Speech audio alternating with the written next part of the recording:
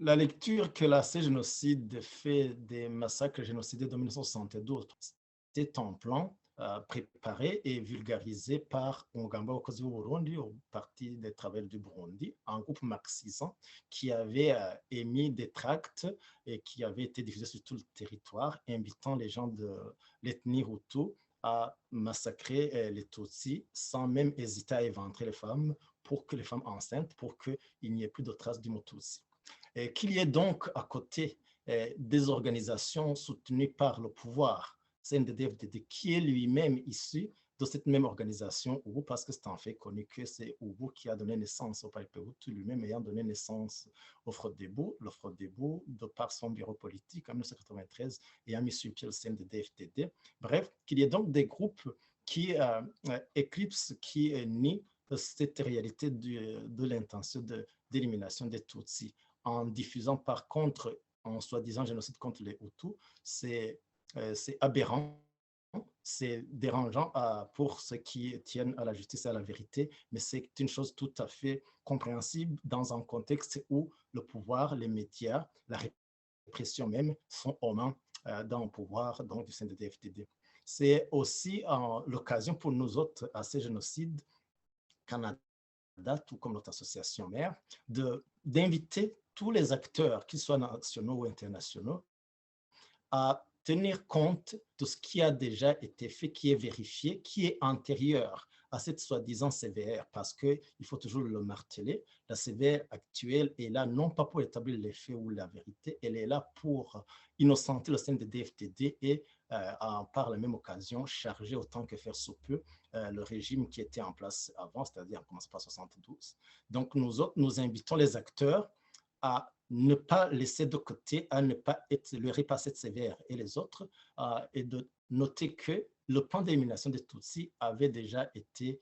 documenté. Je citerai trois éléments. D'abord, le tract mis par Ubu, diffusé en 1971 et qui a été repris dans l'ouvrage de Marc Manirakiza intitulé Burundi de la révolution au régionalisme 1966 à 1976, où il est bel et bien repris à la page 121 et 122, et donc des copies de ce tract invitant les Bahutus à massacrer les Tutsis, à ne pas hésiter à éventrer les femmes enceintes. Il est facile pour les détracteurs et les autres faussaires de déclarer que ce ne sont que des propos d'un Tutsi qui est écrit pour peut-être l'une ou l'autre raison, mais il faut noter très sérieusement que c'est un ouvrage qui a été préfacé par un futur secrétaire exécutif de l'IDC, en la personne d'Alain de Brouwer, et il est connu de tous qu'on ne peut pas préfacer un ouvrage dont le contenu,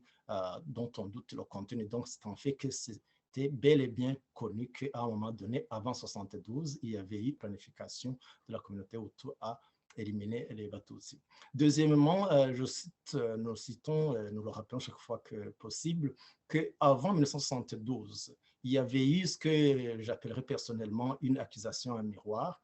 c'est-à-dire la fameuse lettre dont on cite souvent, qu'on cite souvent, et qui avait été émise par le commandant Martin Dayahosa en 1968, soi-disant pour avertir le pouvoir qu'il y a un groupe d'Hutus qui prépare un soi-disant génocide contre les Hutus. La réalité est que si on considère 1965, où en octobre, des officiers de l'armée de la gendarmerie avaient prévu un coup d'État, ont tenté un coup d'État et en même temps organisé des massacres de Batutsi à Busangana, Bukei actuel, et qui avaient été bien sûr arrêtés, jugés et réprimés correctement, que la même tentative sera rééditée en 1969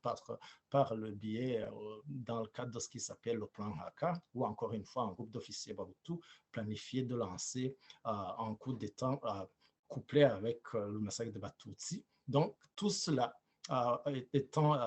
aboutissant à 72, où justement ces organisations génocidaires, ces groupes génocidaires allaient justement en découdre. Bref, c'est une preuve qu'il s'agissait d'une accusation à miroir où Martin Dayahoze, qui lui-même est connu comme étant en compétition avec Martien Borasekouré, c'est l'un ou l'autre c'est l'un des deux qui devait être président de la soi-disant République du Soleil, comprenez en Burundi sans aussi. Et donc, qu'on se base sur cette lettre serait justement raté ou plutôt oublier, laisser de côté un fait extrêmement important. Et enfin,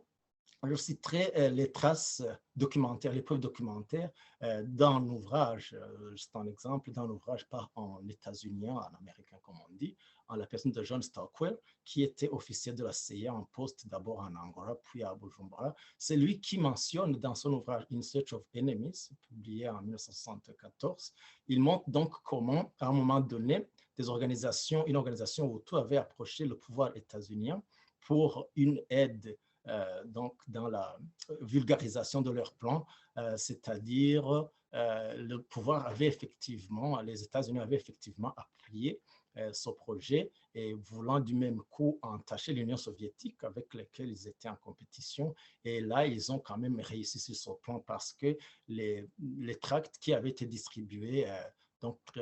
portaient le logo de l'Association internationale de la jeunesse socialiste, une organisation qui était parrainée par le Parti communiste de l'Union soviétique. Ils ont fait mouche parce que dans la foulée, le régime Michombero avait demandé à l'Union soviétique de rappeler leur ambassadeur à Bujumbura. Ce n'est donc pas pour insister sur cet élément de politique internationale générale entre le Burundi et l'URSS, mais c'est d'alors, c'est plutôt le fait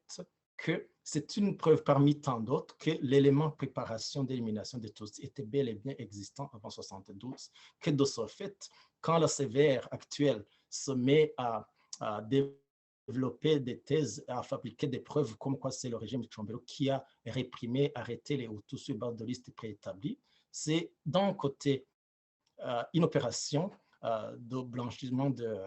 des actes ignobles du CNDD-FDD qui lui-même est génocidaire, comme l'a reconnu les Nations Unies de par ses multiples rapports, mais également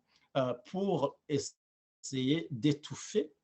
l'existence de listes de contributeurs dans l'organisation OUVU que j'ai déjà citée, et c'est à partir de ces listes que le pouvoir avait procédé aux premières arrestations. De là à ce qu'il y ait des débordements, comme on le note dans divers ouvrages, comme quoi, par exemple, des personnes désiraient de se passer, d'éliminer un créditeur à qui on ne voudrait pas rembourser, par exemple, une dette, c'est tout à fait répréhensible, ignoble, mais cela n'exclut pas, ne devrait pas éclipser cette existence de contributeurs de l'organisation OUVU dans le cadre de l'établissement de ce qu'ils appelaient la République du Soleil, c'est-à-dire en Burundi, sans les Tutsis. Dire que le régime, que le président a fait assassiner son propre garde du corps. Le capitaine Dodelin Kinyombi, qui a été assassiné ce soir, était en mission normale, ordinaire. Il se rendait au mess des officiers pour s'assurer que tout était en ordre avant l'arrivée du chef de l'État. Que le régime, de par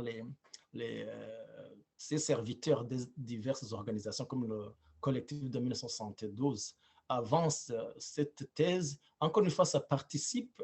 au complot qui montre, ou plutôt qui veut faire croire que c'est un régime qui cherchait un prétexte pour passer à ce qu'ils appellent l'élimination des Hutus. La réalité, comme nous le signalions tantôt, est qu'il y avait déjà des plans et des contributions pour l'établissement d'une soi-disant République du Soleil, donc après l'élimination des Tutsis. Donc, tout cela participe à l'établissement de contre-vérités qui, tout en innocentant le régime actuel et en le présentant comme un héros ayant mené à la surface au soi-disant plan d'élimination des Hutus, gomme du même coup ses propres actes criminels répréhensibles par le droit international pour que la population, de même que l'opinion internationale, se tourne donc sur cette soi-disant révélation que fait la CVR. Il est question donc de faire remplacer une réalité par une contre-vérité qui vient innocenter le régime actuel. Face donc à cette campagne de contre-vérité menée et par le pouvoir et par les organisations qui lui sont affiliées, il est important pour nous d'interpeller tous les acteurs, surtout les témoins et rescapés de 1972, qui seraient intimidés par le régime actuel de par sa nature répressive et criminelle, à ne plus donner de témoignages. Eh bien, nous les exhortons à vaincre leur peur, à témoigner, que ce soit ouvertement ou anonymement,